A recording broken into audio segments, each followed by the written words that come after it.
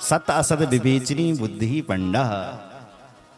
जो सत्य और असत्य का विवेचन करना जानते हो, ये सही समय है, ये गलत समय है, ये अच्छा समय है, ये बुरा है, ये विवेचनी बुद्धि जिसके अंदर होती है उसको पंडित कहा जाता है। ब्राह्मण ब्रह्म जाना, जो ब्रह्म को जाने वो ब्राह्मण है। अच्छा, ब्राह्मण किसे कहते हैं? ब्राह्मण और ब्राह्मणी से जिसका जन्म हुआ है वो ब्राह्मण होता है। जो पिता ब्राह्मण हो, माता क्षत्रिय हो, तो वो ब्राह्मण कहलाने के योग्य नहीं है। विशुद्ध ब्राह्मण वो है जिसका ब्राह्मण और ब्राह्मणी से जन्म हुआ है, वो ब्राह्मण है। जिस व्यक्ति का विधिवत यज्ञोपवीत संस्कार होता है, जनेऊ संस्कार, संस्कारो द्विज उच्यते, उसका फिर दूसरा नाम पड़ जाता है और उसको एक नाम और दिया जाता है द्विज, मतलब इसका दूसरा जन्म हो गया द्विज। तब उसको वेद का अध्ययन किया जाता है, वेदों का अधिकार दिया जाता है। बिना जनेऊ का किसी को वेदों का अधिकार नहीं है। बोलो जय श्री राम। माताओं को गायत्री मंत्र का अधिकार नहीं दिया गया क्योंकि वो जनेऊ नहीं पहनती। आजकल तो सबको गायत्री मंत्र दिया जा रहा है। शिव गायत्री माताओं के लिए ओम नमः शिवाय इस पुराण में कहा गया, ये भी मंत्र नहीं है। ओम नमः शिवाय इस मंत्र का जाप माताएं ना करें, उल्टा फल है। तो कौन सा जाप करे? बोले शिवाय नमः, इस मंत्र का आप जाप करें। द्विजानाम चा नमः पूर्वम मनीष्वाम चा नमोन्तकम।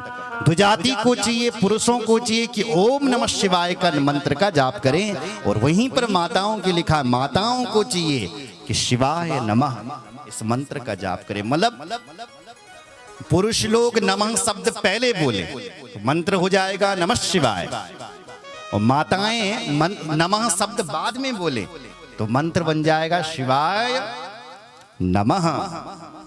दोनों से भगवान शिव जी को प्रणाम है, लेकिन आपने बाद में नमः बोलना है और पुरुषों ने पहले नमः बोलना है। सुन रहे हो?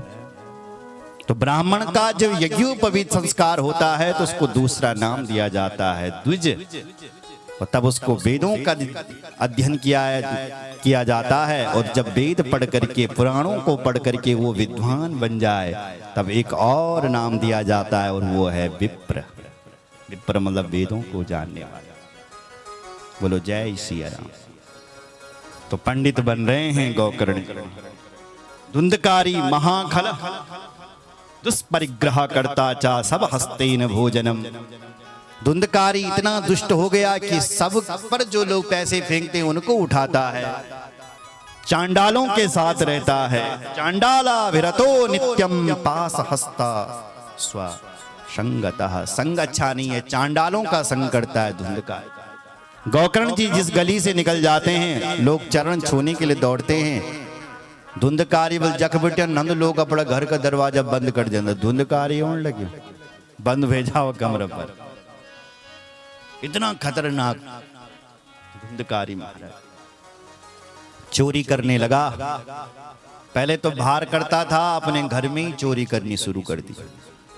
पिताजी बड़े दुखी हैं, क्या करें, रोने लगे। एक पिता तत्पिता कृपणा प्रोचिर धनहीनो रुरोधः बंध्यत्वं तो समीचीनम कुपुत्रो दुःखदायक। कुपुत्रो दुःखदायक।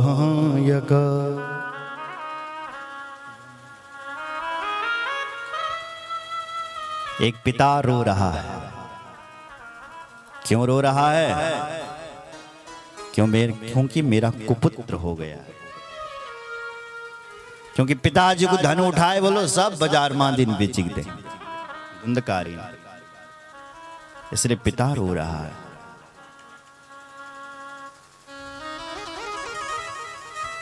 एक पिता कभी रोता नहीं है मेरी मां। एक पिता की आंखों में 2 ही बार आंसू आते हैं। पहली बार एक पिता तब रोता है जब अपनी बेटी की विदाई कर रहा हो, न चाहते भी पिता रो पड़ता है। और दूसरी बार एक पिता तब रोता है जब बुढ़ापा मां बल बच्चा सेवा न कर, तो पिता रो पड़ता है। इन बच्चों के लिए किया था क्या इतना, इनके लिए कमाया था, रो पड़ता है वो पिता जब बुढ़ापे में पुत्र सेवा नहीं करता। धरती से ऊंची है मां, आकाश से ऊंचे हैं पिता। आज एक पिता सोच रहा है कि देखो मेरा कुपुत्र हो गया। पुत्र यदि कुपुत्र निकल जाए तो पिता का वो पुत्र शत्रु है। अगर पुत्र कुपुत्र हो जाए, मां यदि चरित्रहीन हो जाए तो पुत्र के लिए वो मां शत्रु है। पिता यदि कर्ज कर ले तो पुत्र के लिए वो पिता शत्रु है। जो पिता अपने पुत्र पर कर्ज छोड़ देता है, ऋण कर देता है, पिता पुत्र के लिए वो पिता शत्रु है। और यदि पुत्र यदि कुपुत्र निकल गया तो पिता के लिए वो पुत्र शत्रु के समान। आज एक पिता रो रहा है क्योंकि मेरा कुपुत्र क्यों हो गया। कुपुत्रो दुखदायकः।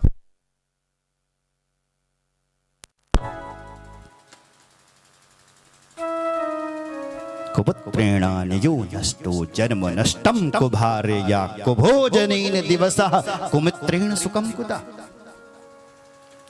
अगर कुल में यदि कुपुत्र हो जाए तो कुल बल नष्ट हो जाए। जन्म नष्टम कुभार्या, जिसकी पत्नी अच्छी नहीं है उस व्यक्ति का जीवन नष्ट हो जाता है। जन्म नष्टम कुभोजनेन दिवसः। यदि सुबह सुबह यदि अच्छा भोजन नहीं मिला तो उस व्यक्ति को दिन भर खट्टे डकारें आएंगी। कुभोजन से दिवस यानी दिन खराब जाता है। और कुमित्रेण सुखम कुतः, जिसका मित्र अच्छा नहीं है तैन बल कभी सुख नहीं मिल सकता। मित्र यदि ऐसा है मुंह पर तो मीठी मीठी बातें करता है लेकिन पीठ पीछे छुरा, पीठ पीछे तुम्हारी बुराई, तो ऐसे मित्र से कभी सुखी नहीं हो सकते। आप चाणक्य जी ने अपनी नीति में कहा है सांप के साथ रहना अच्छा है, क्योंकि सांप तो एक ही बार ये डंक मारता है, लेकिन दुष्ट आदमी पग पग पर डंक मारता है रे। इसलिए दुष्टों की संगति नहीं करनी चाहिए। दुष्ट से बल दूर चेंद्र। आज एक पिता रो रहा है कि मेरा ऐसा पुत्र क्यों हो। कुपुत्रो काकनाणु बल में क्या हुए बल मेरे पुत्र। क्व तिष्ठामि क्व गच्छामि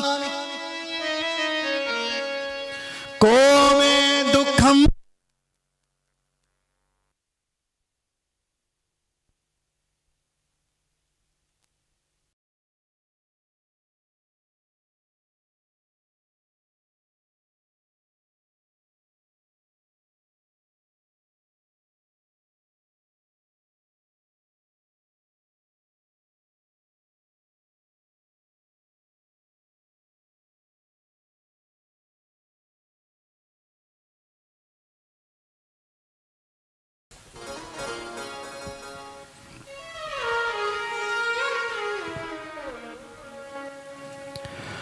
क्व तिष्ठामि क्व गच्छामि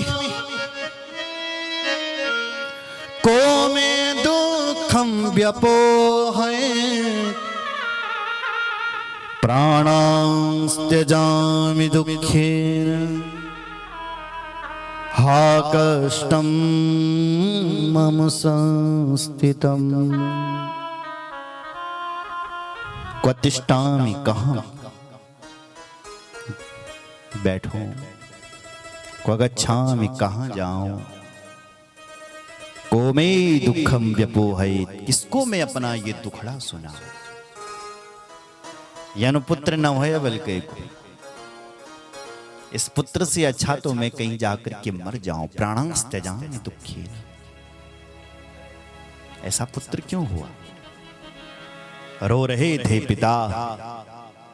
बड़े छोटे पुत्र गोकर्ण जी ने देखा पिता रो रहे हैं।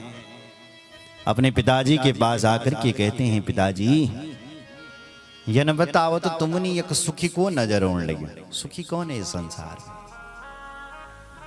हे पिताजी, यदि आप देवताओं के राजा इंद्र से भी पूछेंगे ना पिताजी, तो वो भी सुखी नहीं है।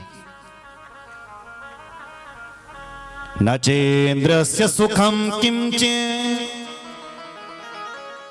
न सुखम चक्रवर्तिना सुखमस्ति विरक्तस्य मुनिरे कांत जीविना। देवताओं के राजा इंद्र भी सुखी नहीं हैं, वो भी दुखी हैं। चक्रवर्ती की गर्जना पर जो बैठा राजा है वो भी सुखी नहीं है, वो भी दुखी। तो सुखी कौन है? बोले सुखमस्ति विरक्तस्य मुनिरे कांत जीविना।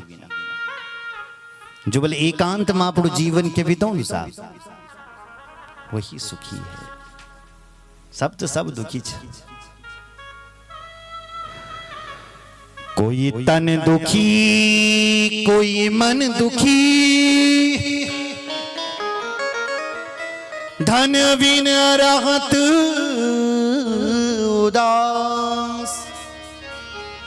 थोड़े थोड़े सब दुखी, सुखी राम के दास। हे पिताजी, सब दुखी हैं। कोई तन दुखी, कोई बोला अपना शरीर से दुखी है कि मैं इतना मोटा क्यों हूं। कोई यूं दुखी है कि मैं इतनी पतली क्यों हुई। कोई यूं दुखी है कि मैं इतना ठिंगना क्यों हूं। कोई यूं दुखी है कि मैं इतना लंबा क्यों हुआ। कोई तन दुखी, कोई मन दुखी, कोई मन से दुखी है। कोई धन भी नहीं रहा तो उदास। किसी के पास बहुत कुछ है लेकिन धन नहीं है, पैसा नहीं। थोड़े थोड़े सब दुखी, इस संसार में थोड़े थोड़े सब दुखी, सुखी राम के दास। इसलिए पिताजी राम को भजन करो तुम, तब तुम सुखी वाला। पिता ने कहा, हे पुत्र, जो बात तू मुझे समझा रहा है यही बात एक संत ने पहले भी बताई थी, पर तब समझ में नहीं आया पुत्र। आज तो समझा रहा है ना, आज समझ में आ रही है। वही बात है, लातों के जो भूत होते हैं वो बातों से बिल्कुल नहीं मानते।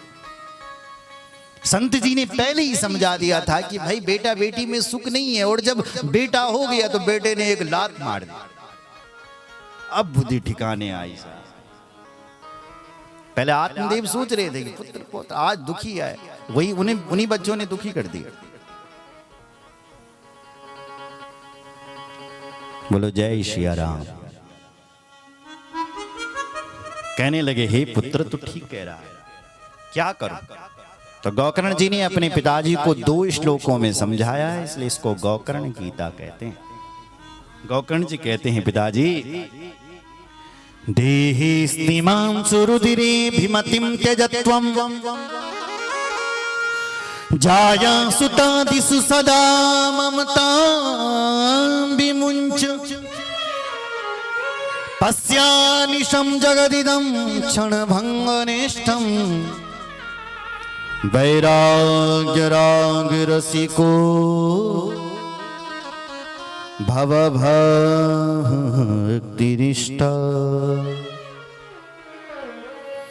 धर्मं भजस्व सततं त्यज लोकधर्मान्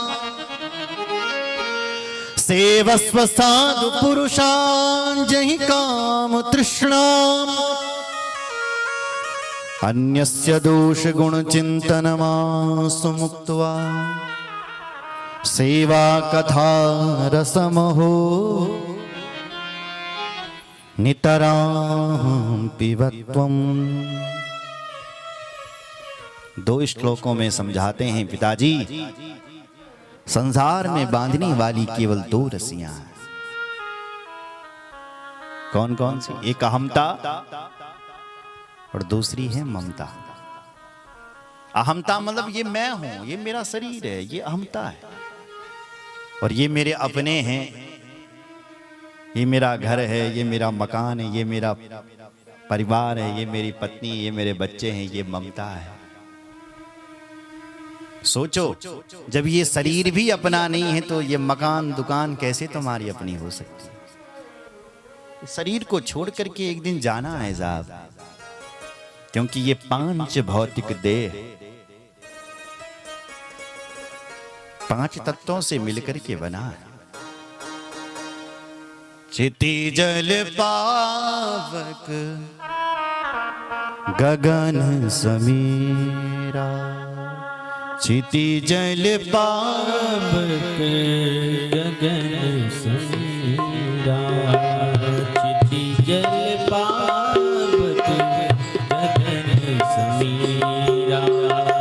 पंच रचित यहाँ धाम शरीरा। पंच रचित यहाँ धाम शरीरा। पंच रचित यहाँ धाम शरीरा। पंच रचित यहाँ धाम शरीरा। क्षिति जल पावक गगन समीरा। क्षिति जल पावक गगन समीरा। क्षिति जल पावक गगन समीरा। जल पावक गगन समीरा। रामचरितमानस में भगवान ये बात बाले की पत्नी तारा को समझा रहे हैं कि हे देवी, तू जिस शरीर के लिए रो रही है, ये शरीर तो ये पड़ा है, ले जा। तो तारा की पत्नी ने कहा, मैं इस शरीर के लिए नहीं रो रही हूं, इस शरीर की जो अंदर था मैं उसके लिए रो रही हूं। भगवान ने कहा, वो शरीर के जो अंदर था वो तो कभी मरता ही नहीं है देवी, वो तो मरा ही नहीं है। अगर शरीर के लिए रो रही है तो शरीर ये पड़ा, ले जा। ये शरीर तो पांच तत्वों से मिलकर के बना है और उसी में लीन हो। इतनी में उस तारा को ज्ञान हो गया। वही बात गौकर्ण जी अपने पिताजी को समझा रहे हैं कि हे पिताजी, ये पांच तत्वों से मिलकर के बना है ये शरीर, ये उसी में मिल जाना है, इसलिए ये शरीर अपना नहीं है। तो जब शरीर अपना नहीं है तो शरीर के रिश्ते नाते कैसे अपने